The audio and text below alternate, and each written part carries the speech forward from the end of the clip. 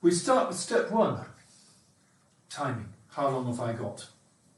I've actually got handwritten charts which show you exactly how long you have both to plan and to write each and every single question. Question 2, 5 marks, you've got about 5 minutes. Question B, 8 marks, and so on. The big one is 25 marks, and we allow ourselves 30 minutes, of which 20 minutes is writing, 10 minutes is planning. Now that's very, very tough, but I'll come to that. Especially for boys. Timing, we do the timing. Especially for boys. What I say to my students is this. We are going to go through all the steps on how to answer the question. A lot of your time is going to be spent planning each answer. When we get to answer D or E, the 25 marker, the big question, that one question is worth 1/4 of your marks in this very important exam. I'm going to ask you to take 30 minutes to answer the question, but I'm going to ask you to plan. Don't write an answer for a good 10 minutes. Why is that hard for boys? It's harder for boys because those boys will be surrounded by girls, and those girls will have started writing fast and soon. The sensible girls will be planning, but the ones who don't know about this, they'll be on page 3 of their answer. When the boys are still scratching their head thinking, why did that bloke cubic tell me to take 10 minutes? It's a difficult one, but absolutely essential. I'll come back to that again. Yeah, I wanted to refer to these, the number of marks related to the time. 25 mark question, 30 minutes. How do I plan those 30 minutes? Step 2, very important, the command words. What are the command words? Now, what on earth does that mean? Examiners like to get this absolutely right. Here is, I've made this a bit bigger so we can see it more clearly. Here are the 2 questions. 2B is there. 2E is down here. Question B, 2E, 8 marks. The command word, examine. Examine the likely impact of that increase in the price of coffee beans. What does that mean? We don't know. Examine actually means that you're going to go back to the data. Do you remember those pages of data that we had? We had charts and we had text. You're going to go back to those data and you're going to analyse what happened.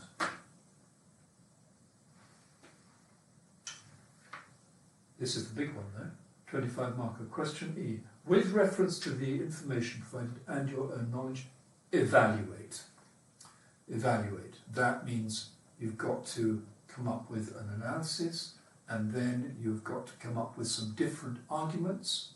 The likely microeconomic and macro, you've got to come up with at least 3 effects, micro and macro effects, of the depreciation of the Brazilian currency. At least 3. Now, I've got a very simple way of helping students do that. I'll show you in a moment. What does the question ask and what do I know about it? Right, what does the question ask and what do I know about it? Question B, 8 marks, examine, with reference to figure 4. Aha, back to those data we looked at first. Do you remember those charts that we looked at? You're going to go back to that data and you're going to analyse it. You're going to examine it, but with reference to figure 4. Question E, 25 marks, the big one, we have to evaluate, as we've just said, with reference to the information provided and your own knowledge. Really important that. This is not just looking at those 4 pages of charts and text, including from the Wall Street Journal. This is taking what you know about these subjects, about the influence of the exchange rate, and applying it to that situation. This is called application. Step 4, 3 possible views. Now in this case, this is the evaluation question. 3 possible views, analyse and argue each one. What's our next one? Analyse and argue each one. I'm going to take you quickly through the assessment objectives, so-called. Now remember, these were originally designed by universities to select A-level students wishing for a place at a university. The assessment objectives. Number one, knowledge and understanding. Does this student know and understand the subject? Does this student know what exchange rates are? Does this student understand how they affect an economy? 2, application. Right, this student knows what exchange rates are. Does this student realise the effect it's had on the economy in Brazil, in all that data that we've just been reading? Number 3, the chain of reasoning. This is really important. The chain of reasoning is A leads to B, therefore C happens. As a result of C, D happens. In consequence, E happens. You've got to have that chain. In business, one very experienced examiner told me, I like to see 6 links in the chain of reasoning. If those links are missing, you've not done your analysis. Let me give you a little example I use with my students. 2 statements for you. It's raining. I'm going to be very hungry this evening. It's raining. I'm going to be hungry this evening. What? It's raining and I don't have a raincoat and there's no food in the house. Therefore, I've got to go and buy some food. My car is broken down. Therefore, I will have to walk to buy the food. If I walk without a raincoat to the shop in heavy rain to get the food and come back, I will get very wet. But at least I'll have some food. I don't want to get very wet because I had a cold yesterday. I think I'll just, I'll just eat some biscuits or something. So we've gone from saying, it is raining, therefore I will be hungry, to showing you the chain of reasoning. Why would I be hungry if it's raining? Absolutely must do that. AO4, evaluation. Now what's the best way to do evaluation? That is, it's finding out what the different effects of this might be. This is what we were talking about, the effects of the coffee price on the economy of Brazil. Yeah, that's right, evaluation. And you think, fine, I've got to evaluate that. How do I do that? Another little tip I've got for you. You are sitting, Wendy is sitting in the common room for sixth form students doing A-levels. And they're all interested in economics. They've been set this particular question by their teacher. And they're thinking about it, and they're arguing about it.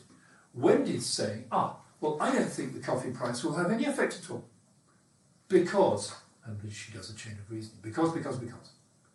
She might say, I suppose some might say that my argument is slightly wrong because of step number 2 in my chain. That's what I think.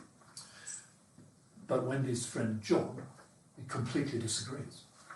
Absolutely, no, Wendy. No. The price of coffee is going to have a huge effect on Brazil's economy. What's the next word? Because of this, therefore that, it results in this, and so on, all the way through. And there's another one. Who have we got, folks? We've got Wendy, we've got John. Albert. We've got Albert. We've got Albert sitting there. Albert's got a third argument. Albert actually might say, well, it might have some effect, but not very much. Right, so far so good. There's your evaluation. You've done very well so far, folks. We've shown our knowledge. We've applied it to Brazil through all that data. We've got 3 analyses, all different, with chains of reasoning. What about this last one? This is where Wendy has to say, well, I've looked at all these arguments, and I have decided that you've all made very good points, but one of those is the most significant. The most significant argument is what John said. I think John is right. And this is why. And you do another little chain of reasoning. You can end up with an it depends.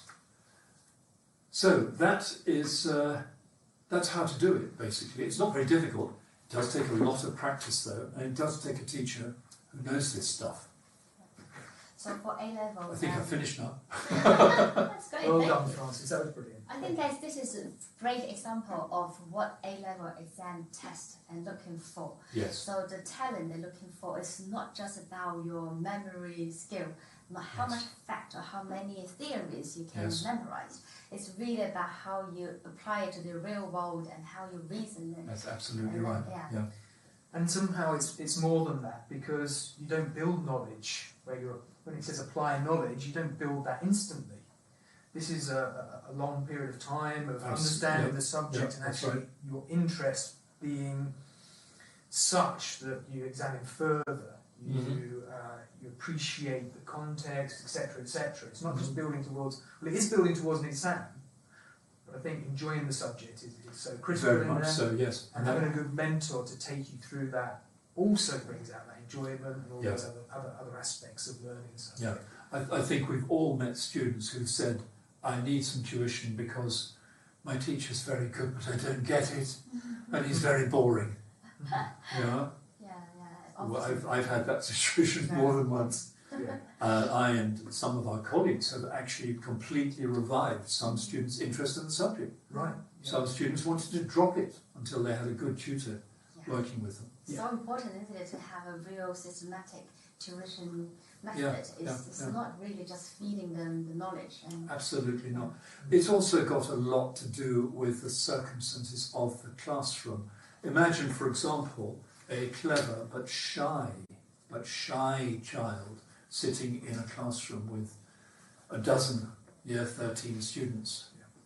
Clever but shy, won't stick his hand up or her hand up to say, but doesn't it work slightly differently? No. And they miss all that. That can happen. Yeah, so that's why, again, the well-being actually come out to be a capability. Ultimately. I've been talking technology, haven't I? I've been talking about the engineering of how to get good grades. Right. I mean, it's a little bit like driving. Okay, I have a car. I've learned to drive. I can drive from here to London. Fine. Do I drive aggressively? Do I drive very fast? Do I drive very slow and steadily? Do I drive sensibly? It's a whole area of quality which you add to the basic technology. Yeah, and not draining your car, not exhausting your car. Just so, yes, that's right. And not you exhausting don't want yourself. to be a broken young man, young people in university after all the 2 years.